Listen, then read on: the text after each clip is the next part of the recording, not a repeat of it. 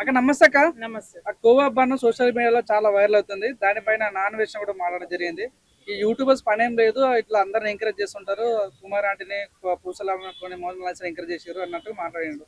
మీరు ఎలా చూస్తారు ఈ విషయాన్ని? ఇప్పుడు యూట్యూబర్లకు ఏం పర్లేదు అంటే మరి ఆయనకేం పని ఉందని దేశాలు పట్టుకొని తిరుగుతుండు. వాడెందుకు తిరుగుతున్నాడు? యూట్యూబ్ మీదనే కదా. వాడిని 40,000 వేసుకొని యూట్యూబ్ ఛానల్ ఓపెన్ చేసిండు అంటే వానికి పని ఉంది, వీళ్ళకేం పని లేదా? సరే కోవా బన్ను అనే విషయంలో మాట్లాడినంటే ఒక పద్ధతిగా మాట్లాడితే ఒప్పుకుంటాము.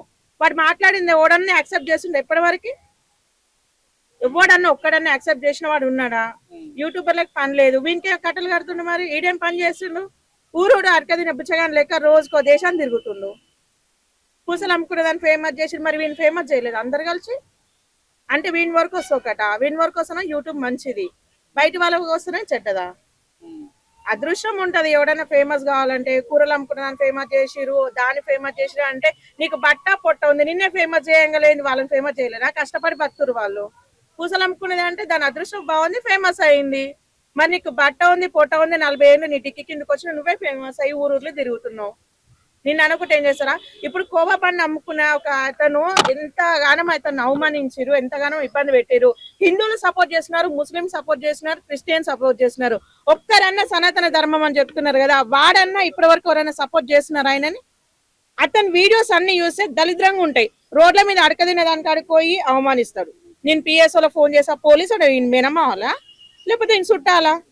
ఏం మీడియా వాంది? వాని మీడియా ఏమన్నా అర్థం ఉందా? కొంచెమైనా బుద్ధి ఉందా వాని మీడియా? వాని కొంచెమైనా తెలివి అనేది ఉందా వానికి? దేనికి చేస్తుండు వాడు? ఏమన్నా మీడియా నావంది? అసలు మన మీడియా మీద అందరు కలిసి కంప్లైంట్ ఇవ్వాలి. రోడ్ల మీద అడకదింటోళ్ళు పోయారు అనుకో, వాళ్ళ వీడియో తీస్తాడు, మీరు చేసేది తప్పు అని చెప్తారు. అవసరం అట్లా చేయడము? బుద్ధి ఉందా? వాని వల్ల మన సొసైటీ మారుతుంది అనుకుంటున్నారు కానీ వాని వల్ల ఎంతో మంది ఇబ్బంది పడుకుంటున్నారు. అడుక్కునే వాళ్ళు అడుకోలేకపోతున్నారు, పిల్లమోరు కూడా సంసారం చేయలేకపోతున్నారు. వాడు చేసే దిక్కుమాల పని. వీళ్ళు పిల్లల కంటే ఈ పిల్లలు నీకే పుట్టిరా, నువ్వే కన్నావా అని అంటే వీడు వయసు వస్తున్నా డెలివరీ అయినప్పుడు అంత ప్రేమ ఉన్నారు, వీడి వయసు చూడాలి కదా. సొసైటీలో ఎన్నో జరుగుతున్నాయి, దాంట్లో గురించి ప్రశ్నించవచ్చు కదా. ఈ మీడియా ఛానల్ అని బుద్ధి ఉందా? అది అసలు ఒక ఆడమ్మా, దానికి కొంచెమైనా తెలివి ఉందా? మన పొట్ట కొట్టిరు కదా, ఇప్పుడు అందరు సపోర్ట్ చేస్తున్నారు ఆయనకి. మత కల్లోలం పెట్టిందంటే వీళ్ళు కదా అసలైన మీడియా ఛానల్. వాడు మత కల్లోలం పెట్టింది, వాడిని దన్నాలు ఫస్ట్ పక్కకు వచ్చి. ఈ నాన్ వేసిన గాడు కూడా ఏం మాట్లాడుతాడో అర్థం కాదు. నోటికి ఎంతో అంత మాట్లాడడం. ఎటు కూడా మీడియా ఉంది కదా, నాకు ఛానల్ ఉంది, నాకేం చేయాలి, నిన్నమన్నా కూడా అది మాట్లాడారు, అయినా వదిలేసిరు అని మీద వాడు ఎడవాలి కదా. ఈయన మీడియా ఛానల్ అయినాక ఎంతో ప్రేమ ఉందని చెప్తున్నాడు ప్రతి ఒక్కరికి. నేను హిందూ ధర్మాన్ని కాపాడుతున్నా అంటున్నాడు కదా. హిందూ ధర్మాన్ని కాపాడుతున్నా. నేను ఒక వీడియో చూపిస్తా, వానికి నిజం చెప్తున్నా, వాడిని దమ్ము ధైర్యం అంటే వీళ్ళ కాడికి కొమ్మని చెప్పు. నేను సపోర్ట్ ఇస్తా. అప్పుడు నేనే వాడిని సపోర్ట్ ఇస్తా. సిగ్గు శరం లేకుండా ఏదో వీక్ పర్సెంట్ పట్టుకొని ఆట ఆడిస్తుండ్రు కానీ వీళ్ళ దగ్గరకు పోయి ఒక్కసారి మాట్లాడమని చెప్పు. అదే వీడియోలో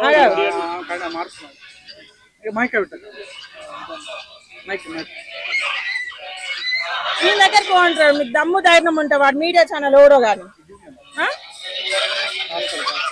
పో వీని దగ్గరికి. వీని దగ్గర ఏం చెప్తున్నాను బయటలో పెట్టి నీకు దమ్ము ఉంటాయి. ఇది నీ మీడియా అంటే. ఇట్లాంటి నువ్వు బయట లేడా హక్కు నీకు ఉంది.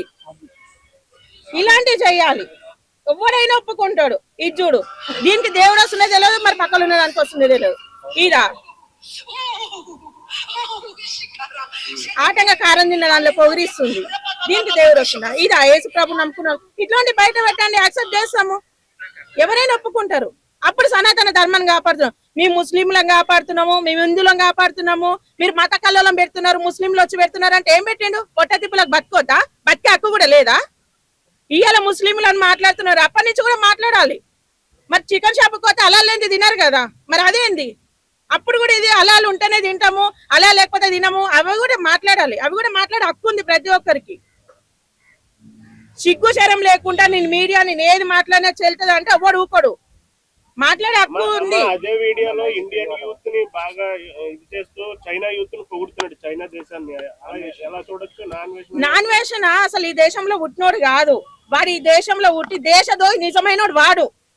ఎంతో మంది ముస్లింలు అంటున్నారు, క్రిస్టియన్స్ అంటున్నారు, అట్లాంటి పట్టుకొని తన్నురి. ఈ దేశంలో పుట్టి ఇక్కడ ఏమైనా అభివృద్ధికి ఏమైనా సాయం చేసిన వాడు కోట్లలో వస్తుంది వానికి ఇన్కమ్. మీకు తెలియదా వానికి ఎంత వస్తుంది అనేది? దేశద్రోహి వాడు. ఈ దేశంలో పుట్టి ఇక్కడ పుట్టి వేరే దేశాన్ని పొగుడుతుండు కదా, అప్పుడు అడగాలి నాన్ వెషన్ గాన్ని. సీతాదేవిని అవమానించినప్పుడు ఏమైపోయింది ఈయన?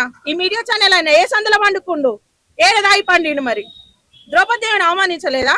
సనాతన ధర్మాన్ని కాపాడుతున్నా అని చెప్పేసి ఏదో అడక తింటాను కాడ బ్రెడ్ జామ అమ్ముకుంటాను కాడికి పోతున్నావు. పెద్ద పెద్ద కంపెనీల కాడికి కొమ్మాను.